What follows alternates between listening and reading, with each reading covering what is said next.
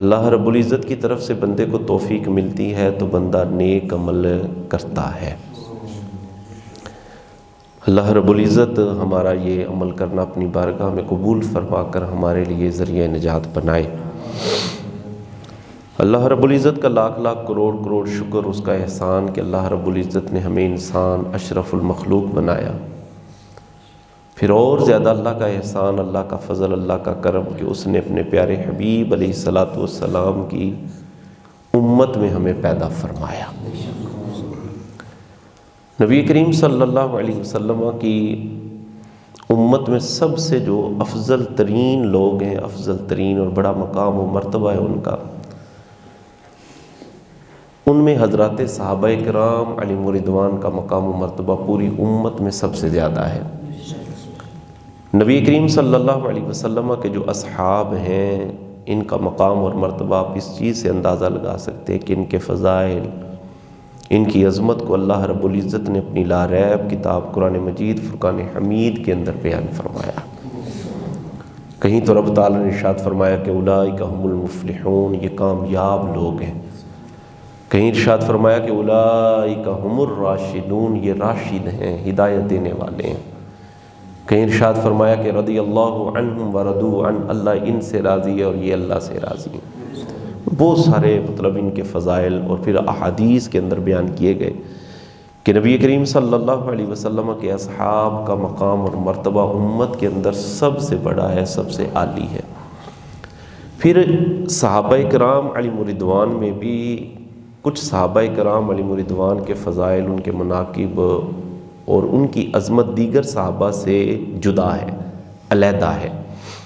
جیسے سارے صحابہ کرام علیہم رضوان میں وہ 1400 صحابہ کرام علیہم رضوان کہ جنہوں نے نبی پاک صلی اللہ علیہ وسلم کے ہاتھ پر بیعت کی تھی صلح حدیبیہ کے مقام پر، یعنی جس کو بیعت رضوان کہا جاتا ہے، جو 6 سنہ ہجری کے اندر ہوئی تھی۔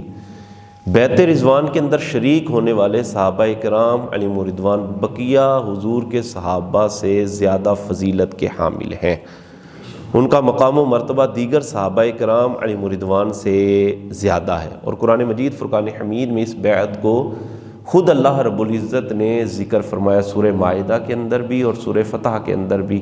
سورہ فتح کے اندر 2-3 مقام پر اللہ رب العزت نے اس بیعت رضوان کا ذکر فرمایا ہے، اور ارشاد فرمایا کہ لقد رضی اللہ عن المؤمنین اذ یبایعونک تحت الشجرہ، فرمایا محبوب علیہ الصلوۃ والسلام تحقیق اللہ رب العزت ان مومنوں سے راضی ہو گیا ہے محبوب جنہوں نے آپ کے ہاتھ پر درخت کے نیچے بیٹھ کر بیعت کی تھی۔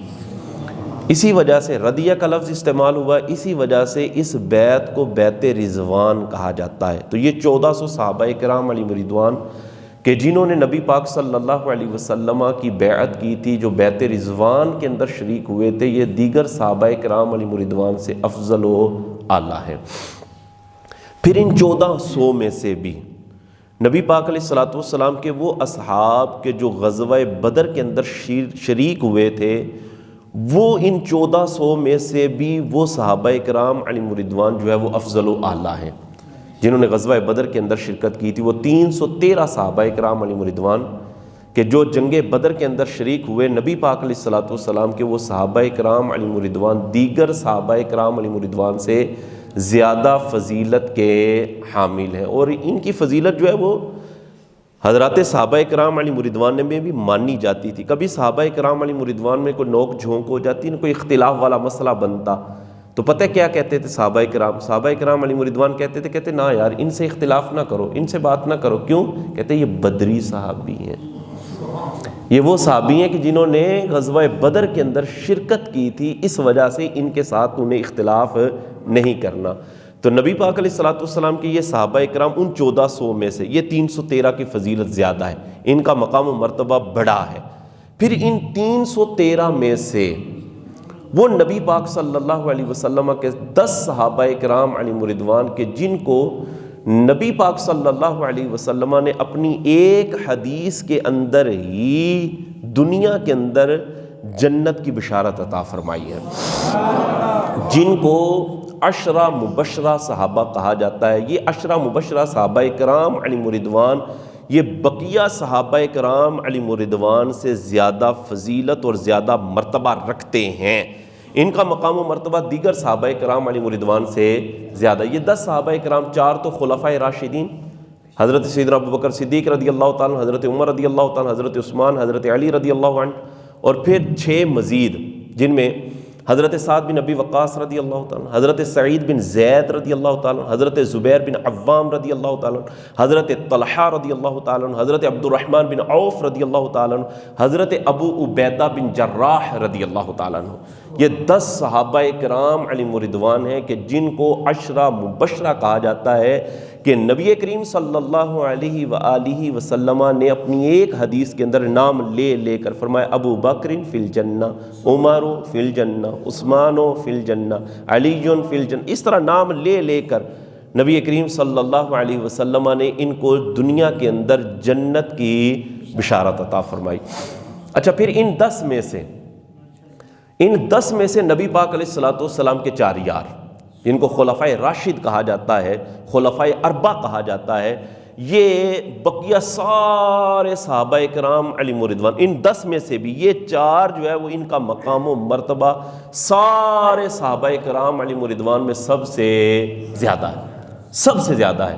اور نبی کریم علیہ الصلوۃ والسلام کی بہت ساری احادیث میں ان کی فضیلت، ان کا مقام اور ان کا مرتبہ ہمیں نظر آتا ہے۔ اور ان کی محبت ایک ایسی محبت ہے، ان کا پیار ایک ایسا پیار ہے کہ نبی کریم صلی اللہ علیہ وسلم کی ایک حدیث سماعت کریں جس کو حضرت امام احمد بن حنبل رضی اللہ تعالی عنہ نے فضائل صحابہ کے اندر روایت کیا، اور سند بالکل صحیح ہے، اور یہ صحیح درجے کی حدیث ہے۔ صحیح درجے کی حدیث اس حدیث کو کہا جاتا ہے جس کی سند متصل ہو، راوی سارے عادل ہوں، تام و ضبط ہوں، حدیث معلل بھی نہ ہو اور حدیث شاذ بھی نہ ہو، یہ حدیث صحیح ہوتی ہے۔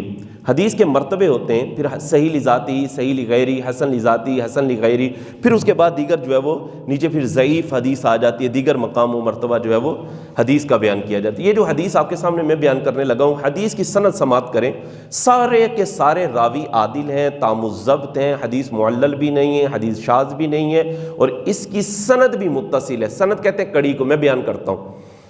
حضرت امام احمد بن حنبل رضی اللہ تعالی عنہ نے یہ حدیث اپنے استاد گرامی حضرت محدث عبد الرزاق سے یہ حدیث لی ہے، اور حضرت محدث عبد الرزاق رحمۃ اللہ تعالی یہ حدیث نقل کرتے ہیں حضرت معمر سے، حضرت معمر حدیث روایت کرتے ہیں حضرت امام زہری سے، حضرت امام زہری روایت کرتے ہیں حضرت نافع سے، حضرت نافع اس حدیث کو روایت کرتے ہیں حضرت عبداللہ بن عمر سے، اور حضرت عبداللہ بن عمر رضی اللہ تعالی عنہ اس حدیث کو نبی پاک علیہ الصلوۃ والسلام سے روایت کرتے ہیں۔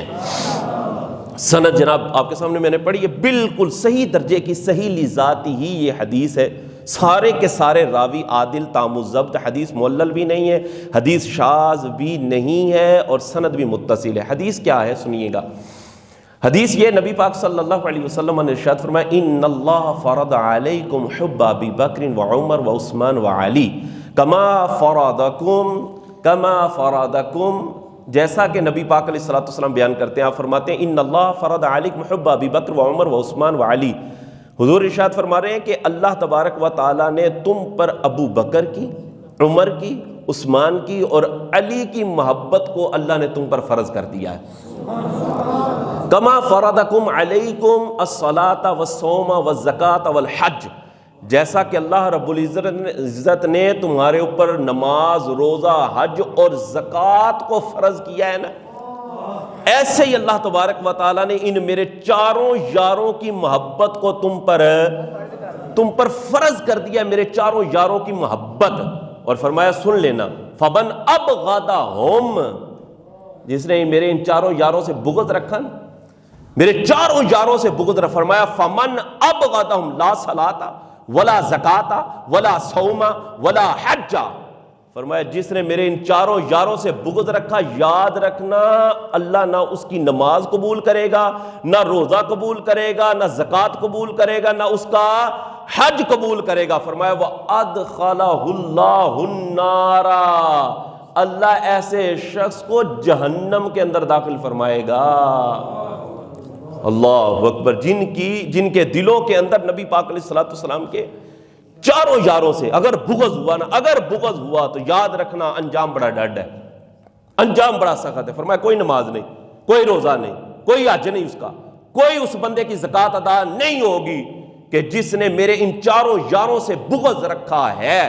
اور نبی پاک علیہ الصلوۃ والسلام، اللہ اکبر، جامع ترمذی کی حدیث ہے، میرے آقا صلی اللہ علیہ وسلم کی بارگاہ کے اندر نا آپ جلوہ فرما تھے، ایک جنازہ آیا، عرض کی کہ حضور اس کا جنازہ پڑھا دیجئے۔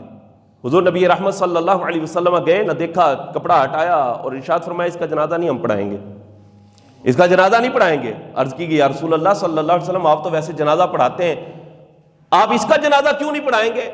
نبی پاک علیہ الصلوۃ والسلام نے ارشاد فرمایا اس لیے کہ یبغض عثمانا، فرمایا یہ وہ شخص ہے جو میرے عثمان سے بغض رکھتا تھا، ابغضہ اللہ، اللہ اس بندے کو پسند نہیں کرتا۔ فرمایا جس کے دل کے اندر میرے عثمان کا بغض، میرے عثمان کا بغض ہے، فرمایا میں نے اس کا جنازہ نہیں پڑھنا۔ ہم لوگ چل پڑتے ہیں جناب جنازہ پڑھنے، ہم اپنی برادریاں بڑی ہم نے دیکھنی ہوتی ہیں، رشتہ داریاں بھی نبھانی ہوتی ہیں، ساری برادری ہے، ساری رشتہ داری ہے جناب۔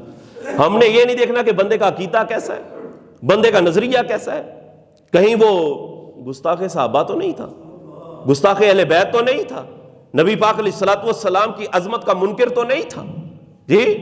ایسے بندے کا اگر بندہ جنازہ پڑھ لے تو بڑا حکم سخت لگ جاتا ہے ایسے بندے پہ۔ ہمیں دیکھنا چاہیے کہ یہ بندہ اس قابل ہے کہ اس کے لیے دعائے مغفرت کی جائے۔ جنازہ کیا ہے؟ جنازہ ہے مرنے والے کے لیے دعائے مغفرت کرنا۔ میت سامنے پڑی ہوتی ہے، ہم اس کے لیے دعا کر رہے ہوتے ہیں، تو جب بندے کا عقیدہ ہی درست نہیں ہے، بندے کا نظریہ ہی درست نہیں ہے، ایسے بندے کے لیے دعائے مغفرت کرنا حکم کفر ہو جاتا ہے۔ اگر بندہ کہے مینوں پتہ ہی نہیں سی، پتہ کرنا تھا لزوم کفر، تو پھر بھی بن گیا۔ اور اگر پتہ بھی تھا کہ یہ گستاخ صحابہ ہے، گستاخ اہل بیت ہے، اس کا عقیدہ اور اس کا نظریہ درست نہیں ہے، کفری عقیدہ ہے، تو پھر فرمایا التزام کفر ہو جائے گا ایسے بندے کا جنازہ پڑھنا، یہ بندہ اس پر حکم کفر لگ جائے گا۔ تو جنازہ پڑھتے ہوئے ہمیں دیکھنا چاہیے کہ بندے کا نظریہ کیسا تھا، بندے کا عقیدہ کیسا تھا۔ تو نبی پاک علیہ الصلوۃ والسلام کے چاروں یاروں کی محبت، حضور علیہ الصلوۃ والسلام نے ارشاد فرمایا کہ ان چاروں یاروں کی محبت اللہ نے تم پر فرض کر دی۔ پھر ان چاروں میں سے پہلے تین صحابہ کرام علیہ رضوان، ان کی فضیلت، ان کا مقام اور ان کا مرتبہ دیگر صحابہ کرام علیہ رضوان سے زیادہ ہے۔ حضرت سیدنا ابوبکر صدیق رضی اللہ تعالیٰ، حضرت عمر فاروق رضی اللہ تعالیٰ، حضرت عثمان غنی ذو النورین رضی اللہ تعالیٰ عنہ، ان تینوں کا مقام و مرتبہ زیادہ ہے۔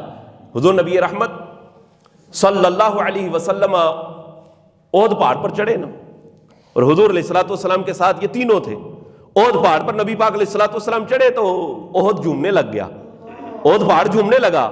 میرے آقا صلی اللہ علیہ وسلم نے اپنی ایڑی کے ساتھ جو ہے وہ فرمایا اسکت یا احد، فرمایا احد ٹھہر جا، احد ٹھہر جا، ہل کیوں رہا ہے، جھوم کیوں رہا ہے؟ فرمایا دیکھتا نہیں تیرے اوپر ایک نبی، ایک صدیق اور دو شہید موجود ہیں۔ نبی پاک علیہ الصلوۃ والسلام نے پہلے ہی بشارت دے دی کہ یہ میرے دو صحابہ جو ہیں یہ شہید ہوں گے، حضرت عمر اور حضرت عثمان غنی رضی اللہ تعالیٰ کو شہید کر دیا گیا تھا۔ تو حضور علیہ الصلوۃ والسلام نے تینوں کی جو ہے وہ گویا کہ فضیلت کو ذکر فرمایا۔ اچھا، پھر ان تینوں میں سے پہلے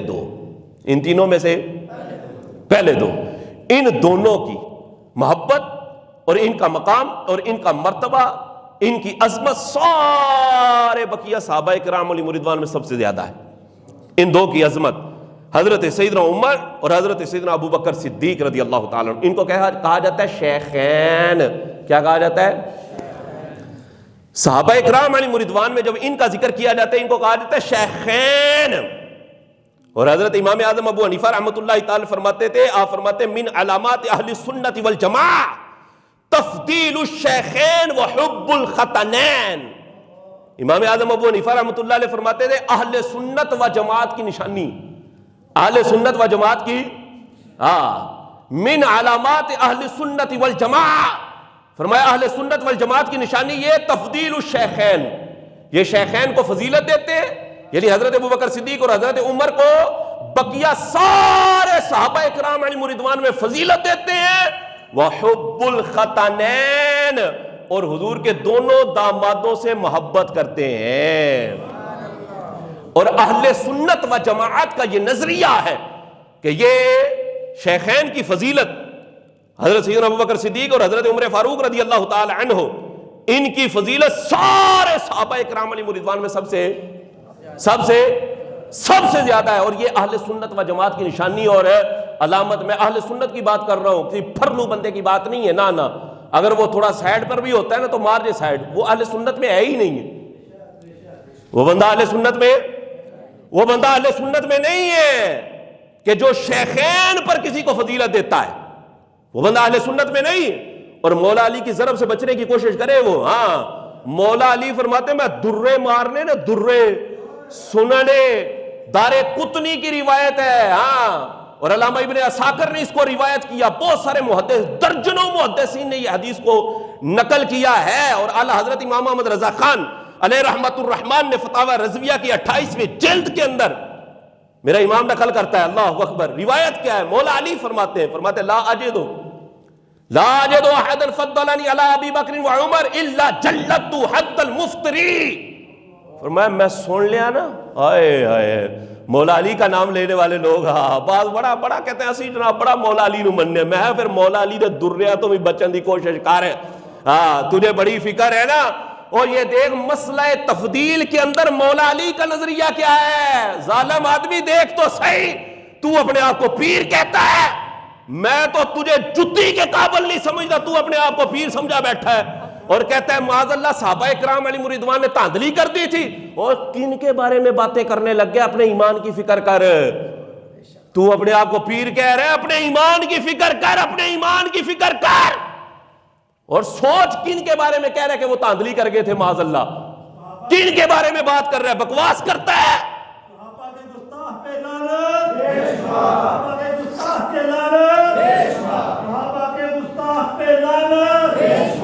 اور جنتی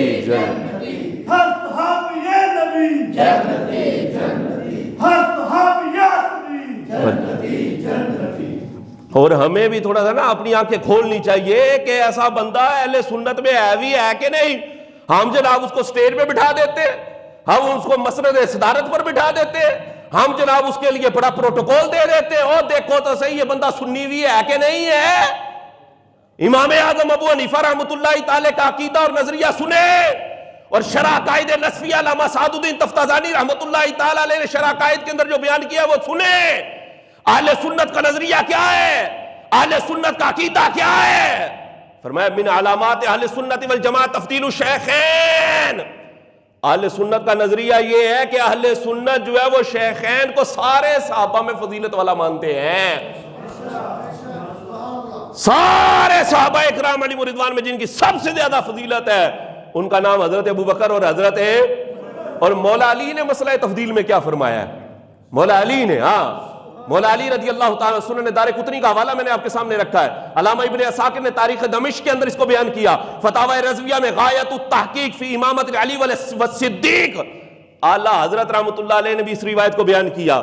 فرمایا لا اجد احدا فضلنی علی ابی بکر و عمر الا جلدت حد المفتری. مولا علی کا فرمان ہے صحیح روایت کے مطابق. جی مولا علی فرما رہے مجھے پتا چل گیا نا کوئی بندہ مجھے ابو بکر اور عمر پر فضیلت دیتا ہے اور میرے بارے میں یہ کہتا ہے کہ میری فضیلت ابو بکر اور عمر سے زیادہ ہے. فرمایا جلدت حد المفتری. میں نے اس کو 80 کوڑے مارنے. میں سہ لمے گا مار مولا علی دی، سہ لمے گا مار میں ہے مولا علی دی. اور جن نے جناب خیبر دا دروازہ ہی پاڑ لیا سی. اللہ اکبر. اس کو ڈال بنا لیا تھا. جی وہ شیر خدا مولا علی فرماتے ہیں وہ جھوٹا ہے. مولا علی کی مار برداشت کر لے گا میں؟ او شیر خدا کی مار. فرمایا جس نے مجھے پتا چل گیا نا مجھے فضیلت دے رہا وہ ابو بکر عمر پر 80 کوڑے 80 کوڑے. اور عمر کے درے لے کر نا عمر سے درہ لے کر ماروں گا میں اسے. اللہ اکبر. اور مولا علی رضی اللہ تعالی مسئلہ تفضیل میں کیا فرماتے ہیں؟ میں یہ باتیں اس لیے بیان کر رہا ہوں میری کسی پہ کوئی تنقید نہیں ہے. ہم نے صرف عقیدہ اہل سنت آپ کے سامنے رکھنا ہے کہ عقیدہ اہل سنت ہے کیا اور وہ بندہ سنی ہے بھی ہے کہ نہیں کہ جو معاذ اللہ صحابہ اکرام علیہ رضوان پر تان کرتا ہے، اعتراض کرتا ہے. میں مسئلہ تفضیل میں تو مولا علی کو ہی پڑھ کے دیکھ لے تجھے پتا چلے کہ مولا علی رضی اللہ تعالیٰ عنہ کے اقوال کیا ہے. مولا علی رضی اللہ تعالیٰ عنہ سے آخری ایام کے اندر فتاوی رضویہ غایت التحقیق فی امامت العلی والصدیق اعلی حضرت امام احمد رضا نے سنن دار قطنی کے حوالے سے اس کے ریفرنس سے اور الصواعق المحرق علامہ ابن حجر مکی نے اس بات کو نقل کیا ہے مولا علی سے. آخری ایام تھے نا مولا علی رضی اللہ تعالیٰ عنہ کے, تو آپ کے جو ساتھی تھے قریب جو اصحاب تھے انہوں نے کہا استخلف علینا, اے علی ہم پر کو خلیفہ بنا دیجئے, آپ خلیفہ بنا دیجئے نا ہمیں ہم پر. تو مولا علی رضی اللہ تعالیٰ فرمایا لا ولیکن اترککم کما ترککم رسول اللہ صلی اللہ علیہ وآلہ وسلم, فرمایا میں نے خلیفہ نہیں بنانا, میں تمہیں ایسے ہی چھوڑ کر جاؤں گا جیسا کہ رسول اللہ صلی اللہ علیہ وسلم ہمیں چھوڑ کر گئے تھے. یعنی نبی پاک علیہ الصلوۃ والسلام نے جب حضور تشریف لے کر گئے نا میرے آقا صلی اللہ علیہ وسلم کی صراحتاً کسی حدیث کے اندر صراحتاً کسی کا نام نہیں آیا کہ میرے بعد فلاں خلیفہ ہوں گے. حضور نے نہیں وصیت فرمائی, حضور نے وصیت نہیں فرمائی, اور مولا علی رضی اللہ تعالی عنہ نے بھی کسی کو خلیفہ نہیں بنایا. اور پھر مولا علی رضی اللہ تعالی خود بیان کرتے ہیں صواعق المحرقہ کے اندر, علامہ ابن حجر مکی رحمۃ اللہ تعالی علیہ سنن دار قطنی کے ریفرنس سے اور حوالے سے پیش کیا, فرماتے فاخترنا لدنیانا من رضیہ رسول اللہ صلی اللہ علیہ وسلم لدیننا, فرمایا ہم نے اس بندے کو اختیار کر لیا ہے اپنی دنیا کے لیے جس کو نبی پاک علیہ الصلوۃ والسلام ہمارے دین کے لیے ہمارے لیے چن کر گئے تھے. اللہ اکبر, یہاں روحانی اور سیاسی خلیفے کا روڑا بار ڈال کے بیٹھ گئے. اللہ اللہ اللہ, مت ماری گئی, یقین کریں لوگوں کی مت ماری گئی, کہتے وہ سیاسی وہ روحانی. میں نے کہا نبی پاک علیہ الصلوۃ والسلام کا نائب ہونا اس میں بھی کوئی سیاسی اور روحانی والی بات ہوگی؟ ظالم آدمی جو نبی صلی اللہ علیہ وسلم کا نائب بن رہا ہے, حضور کا خلیفہ بن رہا ہے, اس میں تو اب تقسیمیں کرے گا. صحابہ اکرام علیہ رضوان نے تو ایسی کوئی تقسیم کی ہی نہیں ہے. نبی پاک علیہ الصلوۃ والسلام کے اصحاب میں ایسی کوئی تقسیم نہیں تھی. تو بہرحال شیخین کی فضیلت حضرت سیدنا ابوبکر صدیق رضی اللہ تعالیٰ عنہ اور حضرت سیدنا عمر فاروق رضی اللہ تعالی عنہ کی فضیلت, اللہ اللہ اللہ, یہ سارے صحابہ اکرام علیہ رضوان میں سب سے ان کو کہا جاتا ہے شیخین. اور حضور علیہ الصلوۃ والسلام نا اللہ اللہ اللہ اللہ جب بھی کوئی بات ذکر کرتے فرماتا ہے میں نے اور ابو بکر نے اور عمر نے ایسا کیا, فرمایا میں ابو بکر اور عمر ایسے چلے تھے, فرمایا میں اور ابو بکر اور عمر نے فلاں جگہ پر قیام کیا. حضور ایسے نام لیتے تھے, اللہ اللہ اللہ. اور ایک دفعہ جامع ترمذی کی حدیث ہے جی, جامع ترمذی کے اندر امام ترمذی نقل کرتے ہیں کہ نبی پاک علیہ الصلوۃ والسلام نے ایسے مسجد کے اندر داخل ہوئے اور ایک ہاتھ حضرت ابوبکر صدیق رضی اللہ تعالیٰ عنہ, اللہ اکبر, ادھر حضرت ابوبکر صدیق کا ہاتھ پکڑا ہوا ہے اور ادھر نبی پاک علیہ الصلوۃ والسلام نے جناب عمر کا ہاتھ پکڑا ہوا ہے. حضور علیہ الصلوۃ, جامع ترمذی کی حدیث ہے, میرے آقا صلی اللہ علیہ وسلم ایسے مسجد کے اندر داخل ہوئے, صحابہ کرام علیہ رضوان دیکھ رہے تھے, فرمایا ھذا نبعث یوم القیامہ, فرمایا میرے پیارے صحابہ جیسے تم دیکھ رہے ہو نا کہ ایک ہاتھ ابو بکر صدیق کا اللہ اکبر میں نے پکڑا ہوا ہے اور ایک ہاتھ جناب عمر کا میں نے پکڑا ہوا ہے, فرمایا قیامت والے دن بھی ہم ایسے ہی اٹھائے جائیں گے. میں نے کہا نام آتے ہی ابو بکر و عمر کا لب پر کیوں بگڑتا ہے, کیوں بگڑتا ہے, وہ تو پہلو میں سلائے ہوئے ہیں. سرکار فرماتے ہیں وَهَٰذَا نُبْعَثُ یوم القیامہ, میرے پیارے صحابہ قیامت والے دن بھی ہم اسی طرح اٹھائے جائیں. اتنی محبت تھی نبی پاک علیہ الصلوۃ والسلام کو ان سے. اور پھر دو کی بات ہوگی, پھر ان دو میں سے پہلا, اللہ اللہ اللہ, جس کا ہر مقام میں ہی پہلا نمبر ہے یار, ہر مقام میں جس کا پہلا نمبر ہے. جہاں دیکھو ابو بکر صدیق کا پہلا نمبر, تصدیق رسالت میں, ایمان لانے میں, حسنات یعنی نیکیوں میں, راہ خدا میں خرچ کرنے میں, بہادری میں, نبی کی خدمت کرنے میں, نبی پاک علیہ الصلوۃ والسلام کے ساتھ سفر و حضر میں ہونے میں, حضور علیہ الصلوۃ والسلام کے بعد خلفاء میں سے وصال کرنے میں, پھر نبی پاک علیہ الصلوۃ والسلام کے ساتھ آپ کی قبر انور کے پہلو میں آرام کرنے میں, اور جنت میں داخل ہونے میں جناب ابو بکر صدیق رضی اللہ تعالی عنہ کا, جناب ابو بکر صدیق کا عقیدہ ہم نے کسی قوال سے نہیں لینا. وہ جو کہتا تھا دمادم مست کلندر تے علی دا پہلا نمبر, میں گئے تھے دمادم مست کلندر تے صدیق دا پہلا نمبر, دمادم مست کلندر تے صدیق دا صدیق کا ہے پہلا نمبر. ہاں، اور صحابہ اکرام علیہ رضوان نے بھی حضرت ابو بکر صدیق رضی اللہ تعالیٰ عنہ کو پہلا ہی نمبر دیا. ہر مقام پہ جناب ابو بکر صدیق رضی اللہ تعالیٰ عنہ، اللہ اکبر، آپ کا پہلا نمبر تھا.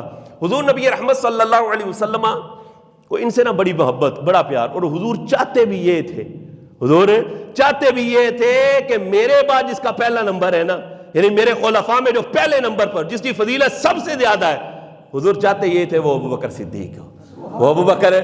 جب آخری ایام تھے نا، نبی پاک علیہ السلام علیل تھے، مصلی امامت پر آ کر حضور نماز نہیں پڑھا رہے تھے، تو نبی پاک علیہ السلام نے فرمایا مروا ابا بکر ان یصلی بالناس، بخاری کی حدیث ہے. فرمایا ابو بکر کو حکم دو ہماری جگہ پر کھڑے ہو کے نماز پڑھائیں.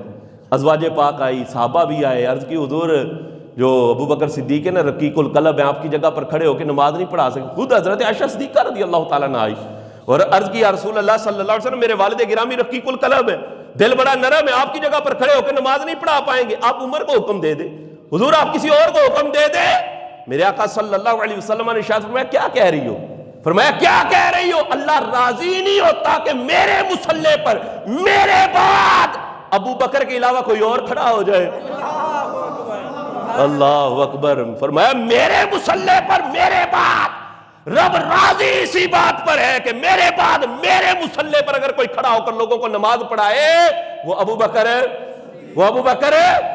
میرے آقا علیہ السلام چاہتے یہ تھے، اور حضور علیہ السلام کی نظر کے اندر بھی جو مقام و مرتبہ ابو بکر صدیق کا تھا، اتنا بڑا مقام و مرتبہ کسی اور کا وہ تو قرآن سے بھی ثابت ہے نا. اللہ فرمایا وَسَيُجَنَّبُهَا الْأَتْقَى الزلال العنقا. پڑھ کر دیکھ جے پہلی گل جے سمجھ آئی تو موڑ میں نہ دسی نا.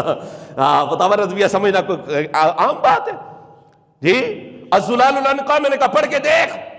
اعلی حضرت امام محمد رضا خان علیہ رحمت الرحمن نے خدا کی قسم انبار لگا دیے دلائل کے میرے امام نے، اور فرمایا یہ جو وَسَيُجَنَّبُهَا الْأَتْقَى جہنم سے دور کر دیا گیا، جو سب سے بڑا پرہیزگار ہے، جو سب سے بڑا پرہیزگار ہے.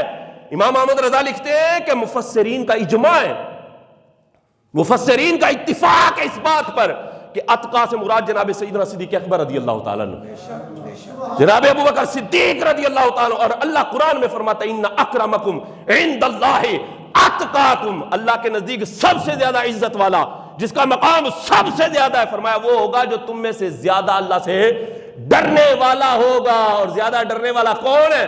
کون ہے؟ فرمایا وہ ابو بکر صدیق ہے. اتقا ابو بکر صدیق ہے تو اکرم، افضل اور اعلیٰ بھی ابو بکر صدیق ہے. جناب ابو بکر صدیق رضی اللہ تعالیٰ عنہ کی افضلیت تو قرآن سے ثابت ہے، قرآن سے ثابت ہے. اس بندے کو نا اوش کے ناخن لینے چاہیے، سوچنا چاہیے میں کی پیانا ہوا ہے جی. غیروں کی بولی نہ بول، میں نا غیروں کی بولی نہ بول. اب لوگوں کو بڑا پتا چل گیا، تیرا بڑا پتا چل گیا جو تو غیروں کی بولی بول رہا ہے، غیروں کی گود میں بیٹھ کر. ہاں یہ جو تاندری والی بات ہی، اور معاذ اللہ کہہ رہا ہے کہ جو صدارت کے قابل تھا اس کو سامنے بنا دیا اور سامنے کو صدر بنا دیا. خدا کا خوف کر، میں ہے خدا کا خوف کر. تجھے پتہ ہی نہیں چل رہا کیا باتیں کر رہا ہے، تجھے پتہ ہی نہیں چل رہا. نبی پاک علیہ السلام کی نظر میں تو حضرت ابو بکر صدیق رضی اللہ تعالی عنہ سے بڑھ کر کوئی فضیلت والا ہے ہی نہیں تھا. ہاں امام حاکم نے اپنی مستدرک کے اندر 2 جگہ یہ روایت بیان کی. ثابت رضی اللہ تعالیٰ جانتے ہیں آپ، حضرت حسان بن ثابت رضی اللہ تعالیٰ حضور کے نعت خواں ہیں، حضور کے نعت خواں پر تھے. اللہ نعت شریف پڑھتے تھے بغیر لالچ. اللہ اللہ اللہ اللہ اللہ کی رضا کے لیے. آج بھی ہمارے بھی نعت خواں ہیں. ہاں جی کیا بات ہے جی. حضرت حسان بن ثابت رضی اللہ تعالیٰ حضور کی نعت پڑھتے تھے، اور حضور علیہ السلام خود فرماتے حسان ہماری نعت سناؤ. ہاں ہاں ہاں سبحان اللہ کہے نا اس بات میں جناب. سرکار فرماتے تھے حسان ذرا کھڑے ہو کر ہماری نعت پڑھنا. پھر حسان پڑھتے تھے نا. اور ایک دفعہ تو سرکار نے فرمایا حسان ذرا ٹھہر جا. ممبر منگوایا، حضور نے فرمایا حسان ممبر پر کھڑا ہو جا. ممبر پر چڑھ کر ہمیں نعت سنا. حضرت حسان نعت پڑھ رہے تھے، میرے آقا دعا کر رہے تھے اللہم ایدہ بروح القدس، اے اللہ روح قدس سے میرے حسان کی مدد فرما. سرکار کی نعت جب دل سے پڑھی جائے خدا کی قسم بڑی عنایتیں ہوتی ہیں، بڑی عنایتیں ہوتی ہیں. حضرت حسان بن ثابت رضی اللہ تعالیٰ حضور کی نعت پڑھتے ہیں، اور ایک دفعہ تو حضور فرمانے لگے، فرماتے ہیں حسان میرے ابو بکر کے بارے میں بھی کچھ شعر تجھے آتے ہیں؟ ہائے ہائے ہائے ہائے، سرکار نے 2 ہی فرمائشیں کی ہیں اپنی ظاہری زندگی ظاہری حیات مبارکہ میں. حضور نے 2 خواہشیں فرمائی ہیں، ایک تو اپنی نعت سننے کی خواہش حضور نے فرمائی ہے، اور دوسری خواہش نبی پاک علیہ السلام نے ابو بکر کی منقبت کی فرمائی ہے. ہماری بھی محفلیں ہوتی ہیں، محفلوں کے اندر بڑی بڑی منقبتیں پڑھی جاتی ہیں، پڑھنی چاہیے، پڑھو منقبتیں پڑھو، لیکن سرکار کی عادت بھی دیکھو، نبی پاک علیہ السلام کا مزاج بھی سمجھو. میرے آقا صلی اللہ علیہ وسلم کی عادت کریمہ یہ ہے کہ نعت میری پہلے میری نعت پڑھو اور پھر میرے ابو بکر کی منقبت پڑھو. میں نے کہا پہلا نمبر منقبت میں بھی جناب ابو بکر صدیق کا ہے. اللہ اکبر. حضرت حسان سے فرمایا، امام حاکم نے اپنی مستدرک کے اندر 2 جگہ یہ روایت بیان کی ہے. حضور نے فرمایا، حسان ابو بکر کے بارے میں بھی کچھ پڑھتا ہے تو کچھ یاد کیا ہے؟ عرض کی حضور آتا ہے مجھے کلام، مجھے بھی ابو بکر کی منقبت آتی ہے. ہاں ساڈے نات خانہ آ رہی ہوں، مینوں تو یاد ہی کوئی نہیں. میں بقیہ تینوں یاد نہیں دے، تینوں پیسے لبدے نے نا وہ بڑے جناب، وہ بڑی یاد ہو جائے جناب. اور اگر کسی کا نعت خواہ کو کہا جائے نا کہ ابو بکر صدیق رضی اللہ تعالیٰ کی منقبت سنا، وہ کہتے ہیں مینوں یاد کوئی نہیں، پہلے یہ یاد کرنی تھی. نبی پاک علیہ السلام نے حضرت حسان سے فرمایا حسان منقبت سناؤ. اشعار پڑھے حضرت حسان بن ثابت رضی اللہ، کافی سارے اشعار تھے. شعر پڑھتے ایک جگہ پر جا کر کہتے ہیں وَكَانَ حِبَّ رسول اللہ صلی اللہ علیہ وسلم قد علموا من الخلائق لم يعدل به رجلا.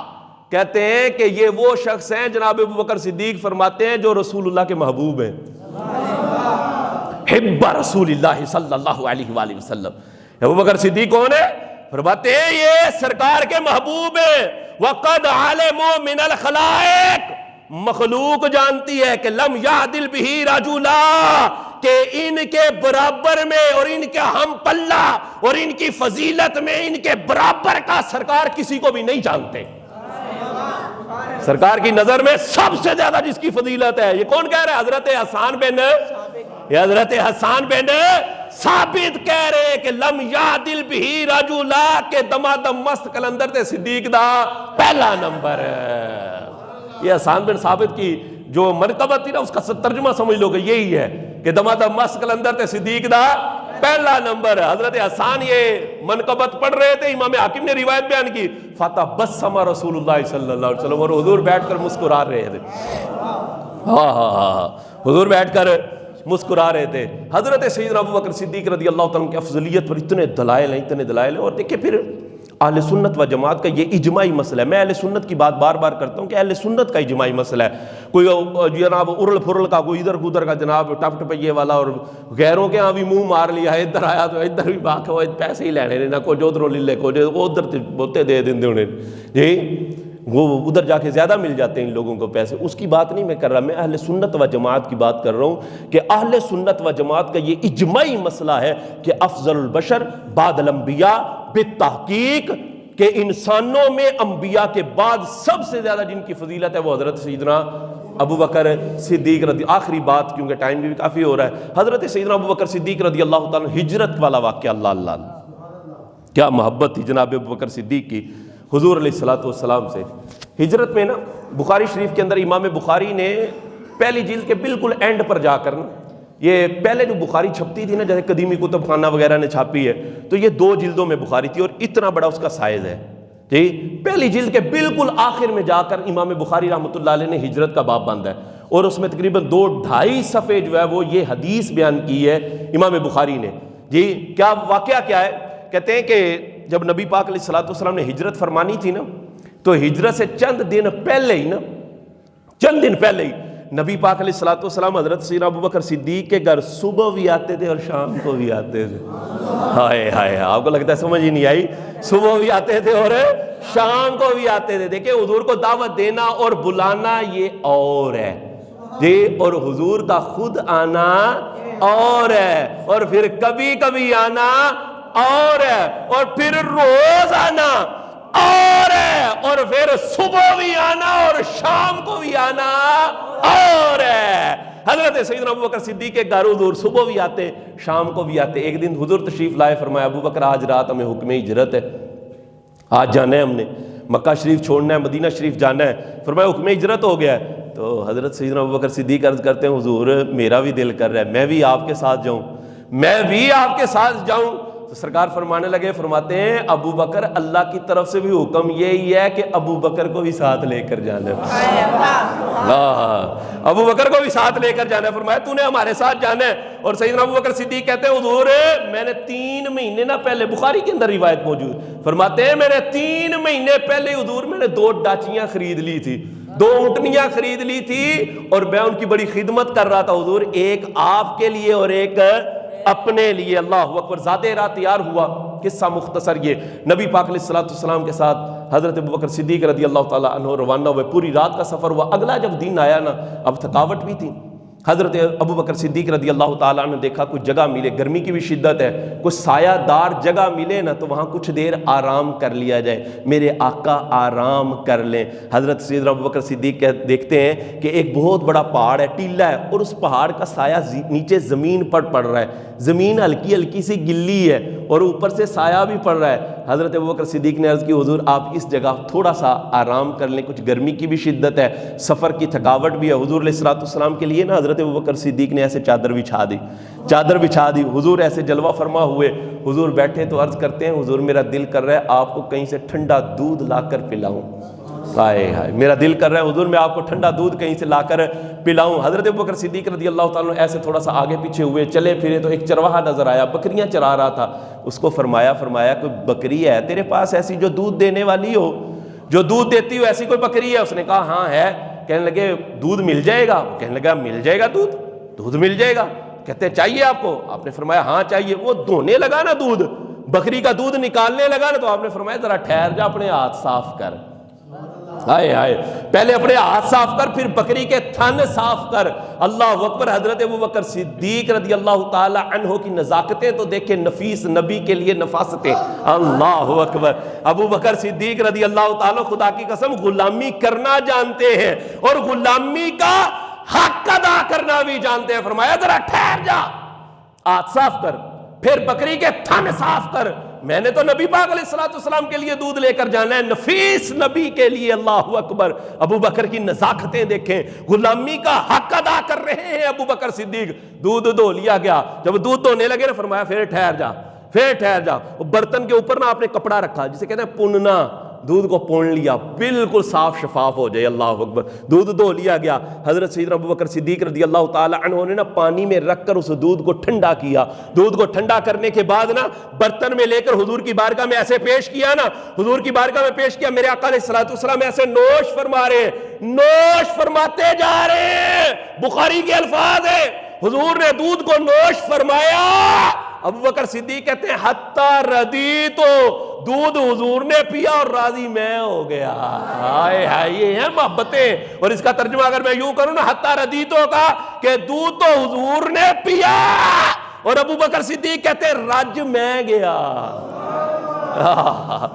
دودھ حضور نے پیا اور رج میں، حتی ردیتو، رج میں گیا۔ ابوبکر صدیق رضی اللہ تعالیٰ کو اتنا بڑا مقام و مرتبہ، اللہ اللہ اللہ، اتنا بڑا مقام و مرتبہ آپ کو نصیب ہوا ہے۔ اور ایک دفعہ تو سرکار علیہ الصلوۃ والسلام ارشاد فرما رہے، آپ فرماتے ہیں وہی کل بروز قیامت نا جنت کے اندر جب جانے کی باری آئے گی نا، تو نمازی جو باب الصلاۃ سے جائیں گے، باب الصلاۃ سے نمازی جنت کے اندر داخل ہوں گے، جو روزہ دار ہوں گے وہ باب الریان سے جائیں گے، جو زکوٰۃ دینے والے ہوں گے وہ باب الزکوٰۃ سے جائیں گے، جو حج کرنے والے ہوں گے وہ باب الحج سے جائیں گے۔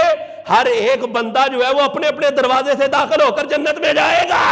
حضرت سیدنا ابو بکر صدیق رضی اللہ تعالیٰ عنہ بیٹھے ہوئے، عرض کی حضور کوئی آپ کی امت میں سے کوئی ایسا بندہ بھی ہے کہ جنت کے سارے دروازوں سے آواز آئے گی کہ تو مجھ سے داخل ہو جا، تو مجھ سے داخل ہو جا، ایسا بھی کوئی بندہ ہوگا؟ میرے آقا نے فرمایا ہاں ابو بکر، ایک بندہ ایسا ہے جنت کے سارے دروازوں سے آواز آئے گی کہ تو مجھ سے داخل ہو جا، تو مجھ سے داخل ہو جا۔ عرض کی حضور وہ کون ہے؟ فرمایا اس کا نام ابو بکر صدیق ہے۔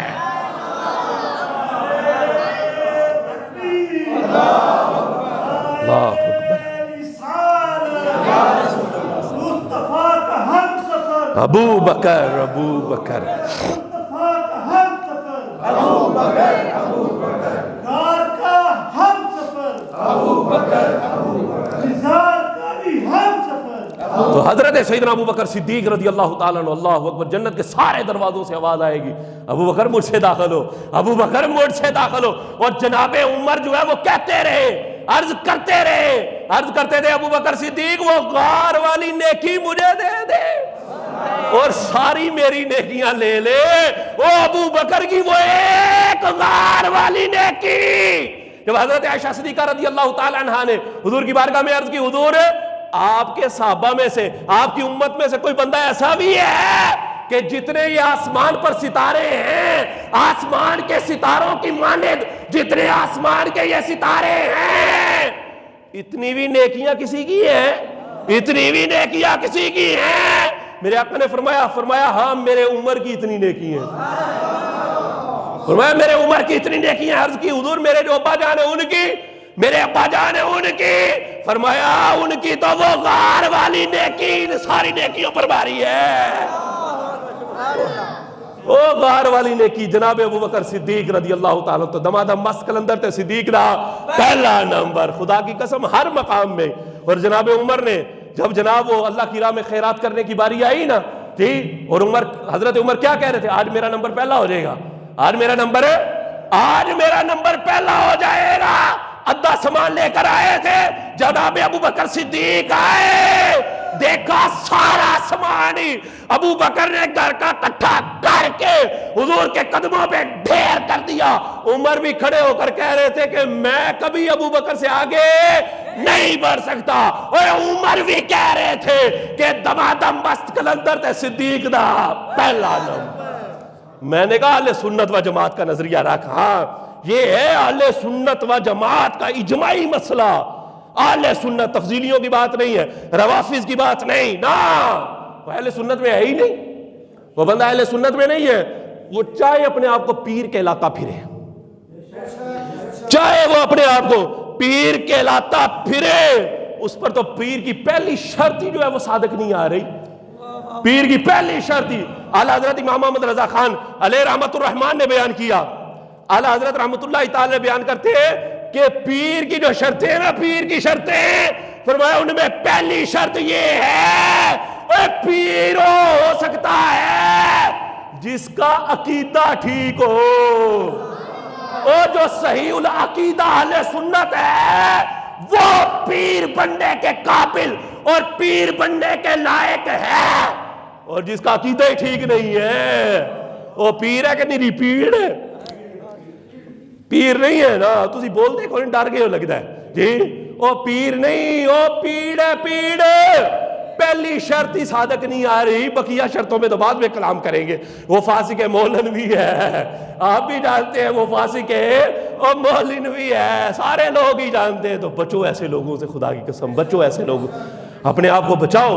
اہل سنت و جماعت کا جو نظریہ ہے اس نظریے کو ہی بیان کر رہے ہیں. اور ہمیں بھی چاہیے اپنے سٹیجوں پر، اپنی محافل کے اندر ایسے لوگوں کو بلائیں جو واقعی عقیدہ اہل سنت پر ہیں اور عقیدہ اہل سنت بیان کرنے والے. یہ نہیں ہے کبھی ادھر تو کبھی ادھر، کبھی ادھر تو کبھی ادھر. نہ ایسے بندہ ٹھیک نہیں ہوتا. 22 جمادی الثانی 13 سنہ ہجری حضرت سیدنا ابو بکر صدیق رضی اللہ تعالی عنہ نے وصال کیا ہے. اور آپ کی وصیت تھی، فرمایا جب میری روح نکل جائے نا تو میری میت کو اٹھانا اور سرکار کے در اقدس پر لے جانا، حضور کے حجرے کے سامنے رکھ دینا اور عرض کرنا کہ یا رسول اللہ صلی اللہ علیہ وسلم آپ کا یار غار آیا ہے، یار غار آیا ہے، اجازت ہو آپ کے قدموں میں دفن کر دیا جائے، آپ کے پہلو میں دفن کر دیا جائے، اجازت ہے. جناب ابو بکر صدیق کا بھی یہ عقیدہ تھا، میرا نبی کل بھی زندہ تھا، میرا نبی آج بھی زندہ ہے.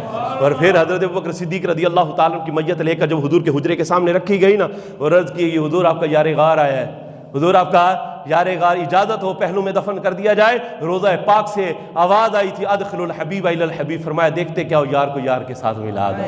آج بھی حضور کے پہلو میں آرام فرمایا اور اسی طرح قیامت والے دن اٹھائے جائیں گے. میں نے کہا کیوں بگڑتا ہے؟ ارے وہ تو پہلو میں سلائے ہوئے ہیں. اللہ رب العزت کی بارگاہ میں دعائے رب کائنات عمل کی توفیق نصیب فرمائے. آمین آمین بجاہ نبی امین صلی اللہ علیہ وسلم. وآخر دعوانا ان الحمد للہ رب العالمین.